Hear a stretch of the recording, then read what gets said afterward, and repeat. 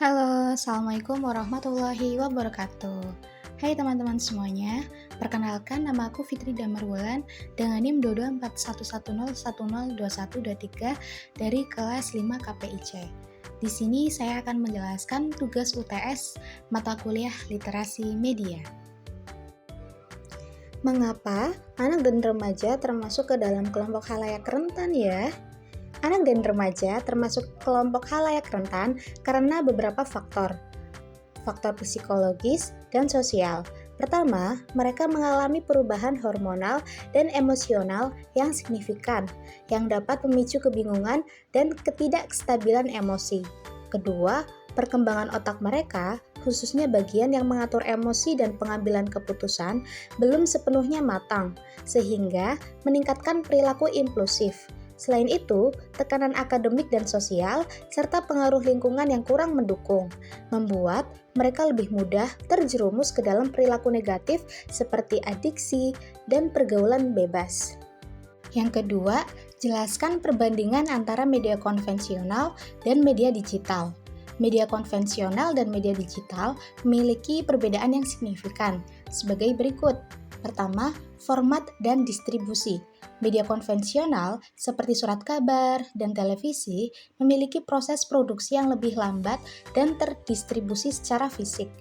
Media digital memungkinkan pembaruan informasi secara cepat dan dapat diakses kapan saja melalui internet. 2. Kredibilitas. Media konvensional umumnya dianggap lebih kredibel dengan tingkat kepercayaan yang lebih tinggi dari masyarakat. Media digital yang seringkali menghadapi tantangan terkait kredibilitas karena informasi dapat disebarkan tanpa verifikasi yang ketat. 3. Interaktivitas.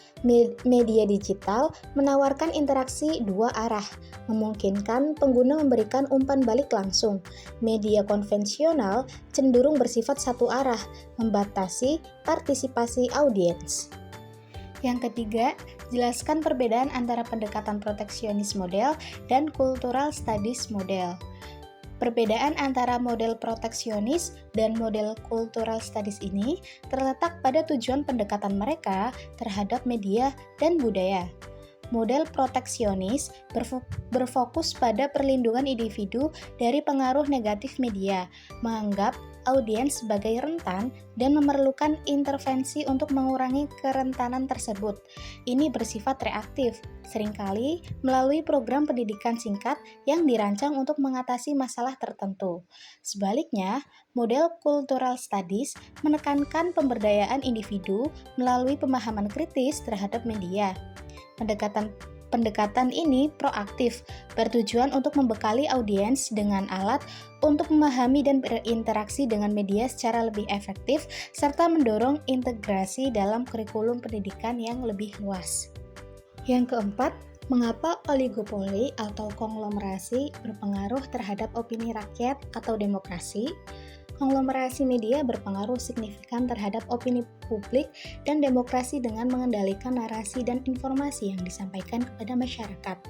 Media yang dikuasai oleh segelintir pemilik dapat menyebabkan homogenisasi informasi, mengurangi keberagaman sudut pandang, dan memprioritaskan kepentingan bisnis di atas integritas jurnalistik. Proses agenda setting dan framing yang dilakukan oleh media konglomerat cenderung mengarahkan opini publik ke arah tertentu, mengakibatkan hilangnya akses masyarakat terhadap kebenaran yang berimbang.